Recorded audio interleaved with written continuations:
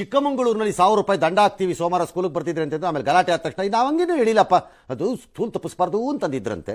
ಎಲ್ಲರಿಗೂ ಗೊತ್ತು ಏನದು ಅಂತ. ಈ ರೀತಿ ಡ್ರಾಮಾಗಳು ಆಡಕ್ಕೆ ಹೋಗಬೇಡಿ ಯಾರುವೆ. ಬೇಕಿದ್ದವ್ರು ಬಂದ್ಕೋತಾರೆ, ಸಾಕಿದ್ದವ್ರು ಬಿಟ್ಕೋತಾರೆ. ಫೈನು ಗೀನು ಅನ್ನೋದೆಲ್ಲ ಡ್ರಾಮಾಗಳು ನಡೆದ್ರೆ ಅದರದ್ದು ಮುಂದಿನ ಅನಾಹುತಗಳನ್ನು ಅನುಭವಿಸ್ಬೇಕಾಗತ್ತೆ ಅಷ್ಟೇ. ಎಸ್,